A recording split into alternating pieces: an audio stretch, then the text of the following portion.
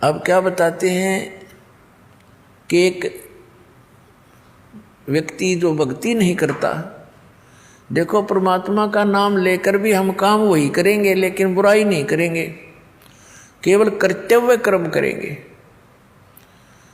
तो उसके लिए परमात्मा हमें याद दिलाते हैं कि आज आप अपने परिवार में कितने प्यार से रह रहे हो, कैसी ममता आपकी अपने बच्चों में है, आपके मकान में है, रिश्तेदारियों में है, और 1 सेकंड में मृत्यु हो जाए, ये तो हो रही है और होएगी।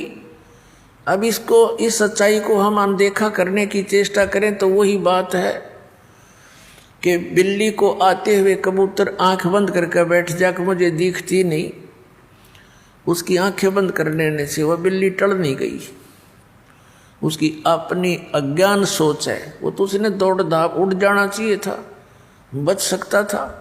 तो ऐसे ही ये एक मौत यानी ये स्थिति है आपकी, हम इससे बहुत कतराते हैं और ये फिर भी आके ही रहती है मृत्यु। तो इससे बचने का तरीका भी बताया परमात्मा ने। कबीर ये तन जावेगा, सके तो ठहर ला, एक सेवा कर संत की, गोविंद के गुण गा। अब इस प्रसंग को थोड़ा सा बाद में लेंगे, पहले समझाते हैं कि फिर ये जैसे आज सारी व्यवस्था आपके पास है और खूब प्रसन्न है सभी है, और 1 सेकंड में मृत्यु हो जाए, ये क्या था, ये क्या है? फिर ये एक धोखा है, हमारे को मूर्ख बनाने का तरीका अपना रखा है इस काल भगवान ने। अब ये जीव के बस की तो बात नहीं, क्योंकि हम तो बंधे पड़े हैं, हमारे बस की बिल्कुल बात नहीं। इसके लिए परमात्मा ने तरीका बताया है, उस तरीके को, उस मार्ग को अपनाएंगे तो हमारा इससे पीछा भी छूटेगा और ये क्रियाएं कर्म भी हमारे जो कर रहे हैं ये भी बहुत सरल हो जाएंगे। अब जैसे किसी ने 5-10 पशु रखे हैं और पहले हाथ से, ऐसे अब भी हाथ वाले बहुत से, उसका चारा काटने की मशीनें हैं, गंडा से बोल रहे हैं हमारे यहाँ।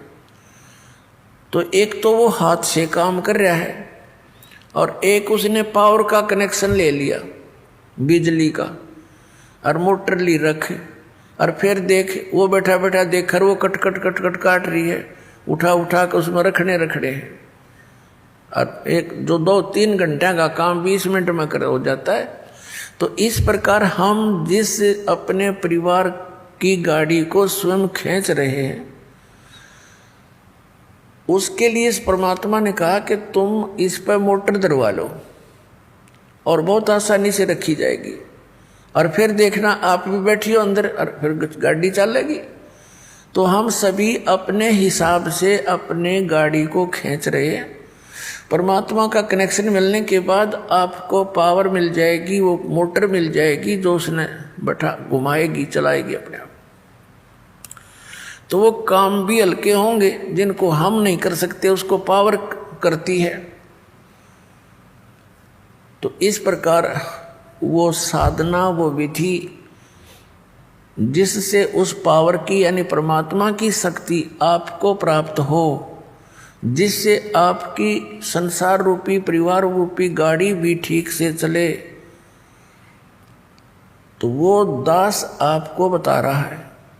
और ये अभी तक किसी को प्राप्त नहीं हुआ, और जिस कारण से हम भगवान की खोज में लगे हुए भी फिर भी उतना ही संघर्ष, उतनी समस्या हमारे घरों पर, शरीर पर बनी रही, क्योंकि हमें वो पावर का कनेक्शन मिला नहीं। और जहाँ से हमने कनेक्शन ले रखा था उनका पीछे से कहीं पावर हाउस से कनेक्शन नहीं था, वो झूठ बोल रहे थे, वो नकली थे। तो पुण्यात्माओं, प्रसंग चल रहा है कि परमात्मा ने क्या बताया। जैसे एक पत्ता वृक्ष टहनी से टूट कर नीचे गिरता है, और वो गिरता हुआ क्या कह रहा है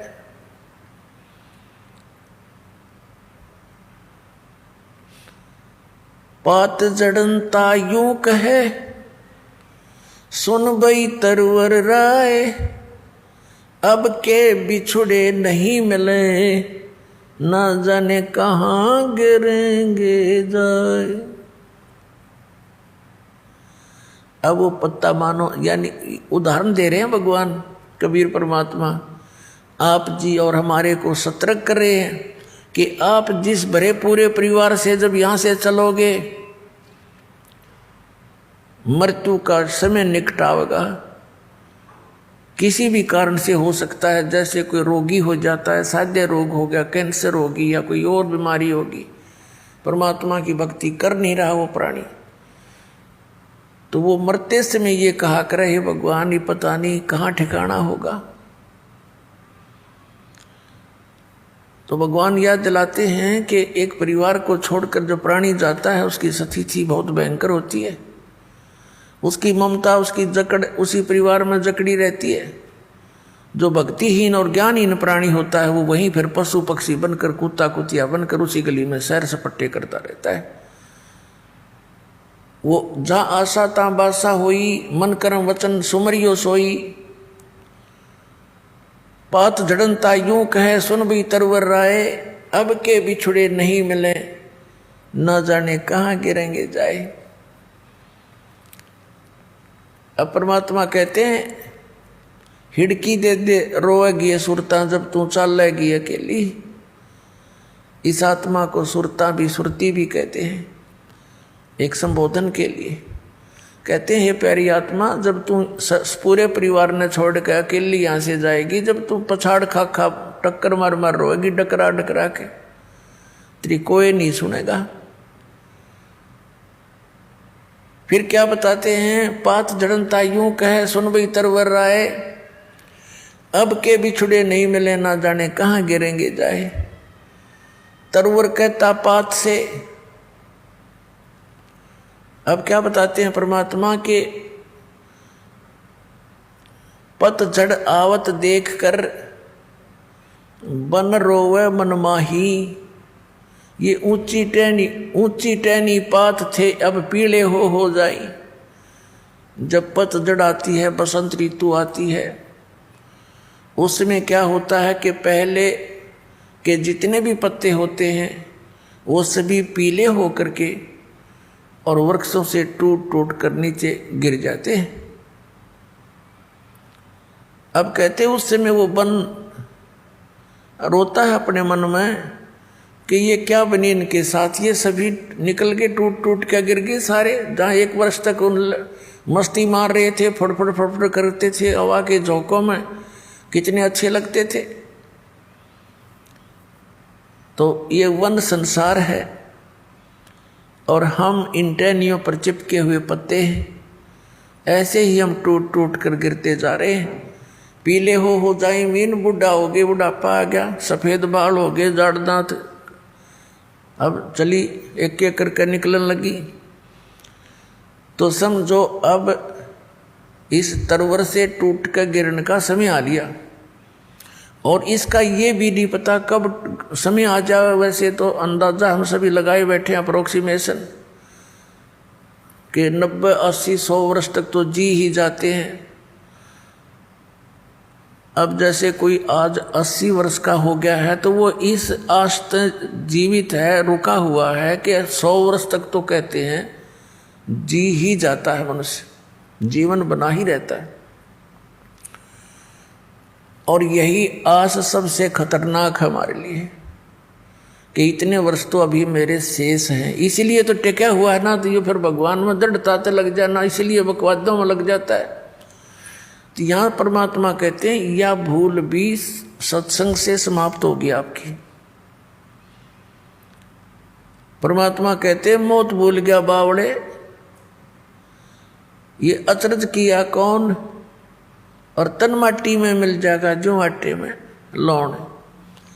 तो मौत को भूल गया, यह गफलत किया बैठा, इसी कारण से तुम चोरी करता है, बकवाद करता है, डाके मारता है, मिलावट करता है, रिश्वत लेता है और बड़ी बड़ी कोठी बनाता है। तुझे मौत याद नहीं है। अब परमात्मा याद दिलाते हैं कि वो ऊंची टहनी पात थे वह पीड़े हो जाई, पात जड़नताइयों कह सुन भीतर वर आए, अब के बिछड़े नहीं मिले ना जाने कहाँ गिरेंगे जाए।